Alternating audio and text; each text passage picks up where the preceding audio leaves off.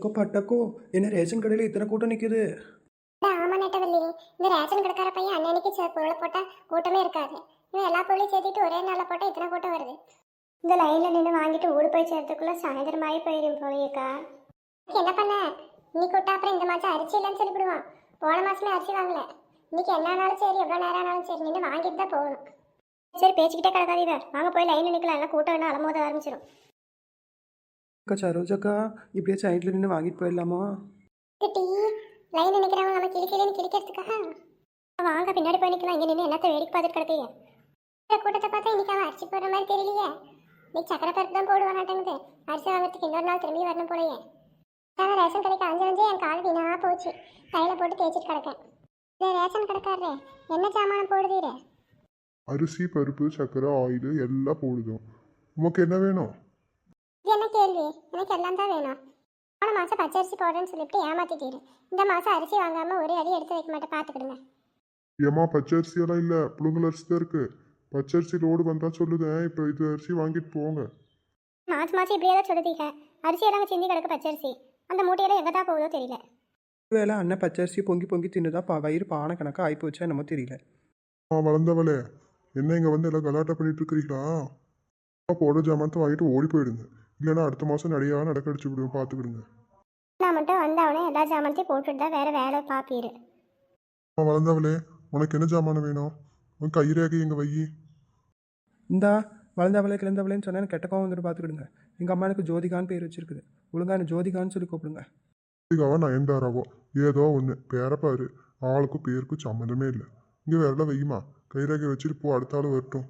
கூட்டம் அலை மோதுது பாரு. சும்மா தொலைத்தொலைன்னு பேசாம கைரேகை வச்சுட்டு அந்த பக்கம் போ. அடுத்தது நான் வாங்கிட்டு வரேன். சரிக்கா இந்தா வைக்கிறேன். இல்லை குண்டுமாமா, விரல் வைனா எந்த இடத்துல விரல் வைக்கிறது அதம்னா சொல்லி தொலையும். வளர்ந்தவளே, இவ்வளோ பெருசாக வளர்ந்து கிடக்குற. எந்த இடத்துல கைரேகை வைக்கணும்னு தெரியாது உனக்கு? இந்த இடத்துல வை. இங்கே பாரு, பெருசாக கண்ணாடி மாதிரி இருக்குது, அந்த இடத்துல வை கையை. டொயின். என்ன விளையாட்டிட்டு கிடக்குறவ? வச்சு நல்லா அழுத்தும், அப்போதான் கைரேகைங்க பதியும். நல்லா அழுத்த சொல்கிறீங்க, கண்ணாடி கிண்ணாடி உடஞ்சி கையில் குத்திப்பட போகுது. அதெல்லாம் ஒன்றும் குத்தாது. சட்டுப்புட்டுன்னு வச்சுட்டு இடத்த காலி பண்ணு. குண்டம்மா, உன் காடை கொடு. அடுத்தது நீ வந்து கைரேகை வையே. எல்லாருக்கும் தனித்தனியாக சொல்லணுமா என்ன? எனக்கு அரிசி பருப்பு சக்கரை ஆயில் எல்லாம் வேணும். விடாம எல்லாம் சரியா பில்ல போடுங்க.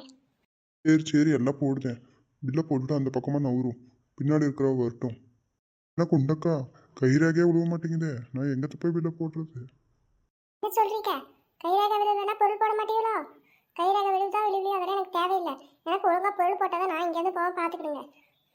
ஏம்மா என்னம்மா பேச்சுட்டு கிடக்குற? கைரேகை விழுவலன்னா எப்படிம்மா அங்கே பொருளை போட முடியும்? அப்புறம் நான் கணக்கு காட்டணுமே, நான் என்னத்த பண்ணுறது? அதெல்லாம் தெரியாது. போன மாசம் இப்படி ஏமாத்தினீரு. இந்த மாசம் ஏமாத்தி அப்படி அனுப்பிடலான்னு பார்க்குறீரா? எம்பிட்டு நேரம் ஆனாலும் வாங்காம இங்கேருந்து நவர மாட்டேன், பார்த்துக்கிடுங்க. வாங்கிட்டு தான் வீட்டுக்கு போவேன். அம்மா வீட்டில் போய் வேற யாரையாவது கூட்டிகிட்டு வாமா பிள்ளைங்கள. அம்மா கைரேகை விழுவலன்னு நான் என்னம்மா பண்ணுறது? பட்டக்கோ வீட்டில் பிள்ளைங்க வந்திருப்பாங்கல்ல பள்ளிக்கூடத்துல இருந்து, போய் கூட்டிகிட்டு வந்து கைரேகை வச்சு பொருளை வாங்கிக்க வேண்டியதுதான். இல்லைன்னா இந்த ஆள் இந்த மாதமே ஏமாற்றி போட்டு பார்த்துக்கிடுங்க. இல்லைன்னா இங்கேயே இருங்க, நான் போய் அந்த பிள்ளைங்களை கூட்டியாரேன். ஏம்மா ஏமாத்திக்கிறீங்க ஏமாத்திக்கிறேன்னு சொல்லிட்டு தான் கெட்ட கோவம் வந்துட்டு பார்த்துக்கிடுங்க. கைரேகை விழுவலன்னு சொல்கிற பொருளை போடுனா என்னத்தம்மா நான் பொருளை போடுறது? கையில வந்தாலும் சரி வரலனாலும் சரி, கையில பொருள் வந்தாதான் நான் வீட்டுக்கு போவேன். இல்லைன்னா போக மாட்டேன். இங்கே உட்காந்துக்குவேன். என்ன நேரம் உட்காந்துக்கிட பார்த்துக்கிடுங்க. உனக்கு நான் நாளைக்கு பொருள் போடுறேன். வரப்போ சின்ன பிள்ளைங்க வீட்டில் இருந்தால் கூட்டிகிட்டு வா கைரேகை வைக்கிறதுக்கு. இன்னைக்கு என்ன ஆனாலும் பொருள் போட முடியாதுமா. கைரேகை இல்லாமல் பொருளை கொடுத்துட்டு அப்புறம் நான் என்னத்தம்மா கணக்கை காட்டுறது? ஆக மொத்தம் இன்னைக்கு என்ன ஏமாத்திட்டு ஆகட்டும். நாளைக்கு வெள்ளனா எழுந்திரிச்சு வேலையை முடிச்சுட்டு என் பிள்ளைய எடுத்துட்டு வரேன். பொருள் மட்டும் போடாமல் இருக்கு, அப்புறம் நான் பேசிக்கிறேன். இருக்கேன் சர்க்கஸ் கும்பல் எல்லாம் ஒட்டுக்காக தானே வந்தீங்க. நாளைக்கு காலையில் எல்லாம் சீக்கிரமாக வந்துடுங்க. பொருள் வாங்கிட்டு போவீங்க. இன்னைக்கு சாயந்தரம் மணி 5 ஆயிடுச்சு. நான் கடையை மூட போகிறேன். எல்லாம் அந்த பக்கமாக போவேன். கடைக்காரரே, என்ன சொல்லுதீரே? இவ்வளோ நேரமாக லைனில் கஷ்டப்பட்டு கால் நோவு நின்றுட்டு கிடக்குறோம். நாளை காலையில் வந்து பொருளை வாங்கிக்கன்னு சொல்லுதீரே. சரி பட்டக்கா விடுங்க. இவங்ககிட்ட பேசி இப்போ ஒரு பிரயோஜனமே கிடையாது. வாங்க வீட்டுக்கு போகலாம். காலையில் எழுந்திரிச்சு வேலையெல்லாம் முடிச்சுட்டு காலையில் நேரமாக வந்து வாங்கிட்டு போயிடும். கடைக்காரரே, காலையில் வருவேன். எல்லா பொருளையும் எடுத்து டேபிள் மேலே வைக்கணும். ஏதாவது சாக்கு போக்கு சொன்னீங்க, அப்புறம் மனுஷியாக இருக்க மாட்டேன், பார்த்துக்கிடுங்க. சரி காலையில் பொருள் போடுறேன். இந்த காடு யாரோடது வாங்கிட்டு கிளம்புங்க. காடை விட்டு போயிட்டு அப்புறம் காலையில் வந்து அதை கத்திட்டு கிடக்காதீங்க. காமாச்சி, நான் வீட்டுக்கு கிளம்புற பிள்ளைங்க வந்துடுவாங்க. அந்த ரேஷன் கடைக்கார பையன் நினைச்சு ஆத்திரமா வருது. இன்னைக்கு காலையில் வேலையை முடிச்சுட்டு போய் பொருளை வாங்கிட்டு வந்துடலான்னு போனால் இப்படி ஏமாற்றி அனுப்பிவிட்டான்னு நினைச்சிட்டு பையன். ஏய் பட்டக்கா கோச்சிட்டு கிடக்காதீங்க. வீட்டில் போய் இதே சத்தம் போட்டு கிடக்காதீங்க. போய் வேலையை பார்த்துட்டு சாப்பிட்டு தூங்குற வழி பாருங்க. நாளைக்கு காலையில் நம்ம போயிட்டு வந்துடலாம். சரி ரோஜா, நாளைக்கு நேரம் பண்ணாம சீக்கிரமா காலையில வந்து சரி வேலையை முடிச்சுட்டு நாளைக்கு காலையில போய் பொருளை வாங்கிட்டு வந்துடலாம். இல்லைன்னா அடுத்த மாசம் பண்ணிவிடுவோம். அப்புறம் இந்த மாசம் பொருள் போடாமல் போயிடுவோம். அவுட்டுங்கக்கா, காலையில ஒரு 10 மணிக்கு சுமாருக்கு வேலையை முடிச்சுட்டு வந்துடுறேன். ஒரு அட்டு போயிட்டு வந்துடலாம். பட்டக்கோ இன்னைக்கு வீட்டுக்கு வர முடியல. ரொம்ப சாயந்தரம் ஆகி போச்சு. அப்புறம் எங்கள் அம்மா என்ன தேடி கிடப்பா. நாளைக்கு வந்து நான் பார்க்குறேன்னு சொல்லி பிள்ளைங்கிட்ட சொல்லி வைங்க. ஜோதிகா வந்து நாளைக்கு வந்து உங்களை பார்க்குறாளான்னு சொல்லி வைங்கக்கோ. சரி சரி நெடுவாளி, நீ வெள்ளனா வீடு போய் சேரு. அப்புறம் இருட்டு கட்டி போயிட போகுது. நாளைக்கு அந்த பிள்ளைங்களுக்கு லீவுன்னு சொல்லிட்டு கிடந்தாலும் எதுக்கு லீவு என்ன லீவுன்னு ஒன்றும் சொல்லலை. நீ போய் வீட்டில் போய் விசாரிச்சாதான் தெரியும்.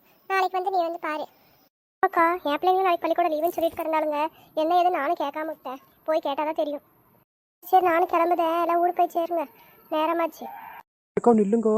போகிற போக்கில் ஒரு விஷயத்தை அவங்ககிட்ட சொல்லிவிட்டு போயிடலாம். என்ன விஷயத்தை யார்கிட்ட நெடுவாளி சொல்லணும்? வேற யாரு, நம்ம மக்கள்கிட்ட தான் சொல்லணும். மக்களே எல்லாரும் நம்ம சேனலை பார்த்துட்டு கிடக்குவீங்க. ஆனால் சப்ஸ்கிரைப் பண்ணாமல் பார்த்துட்டு இருக்கிறீங்க. போகிற போக்கில் ஒரு சப்ஸ்கிரைபை பண்ணி விட்டுட்டு போங்க. சப்ஸ்கிரைப் மட்டும் இல்லை நெடுவாளி, அப்படியே பக்கத்தில் இருக்கிற மணி மாதிரி இருக்கிற ஒரு பெல்லையும் அவர் அழுத்திட்டு போங்க.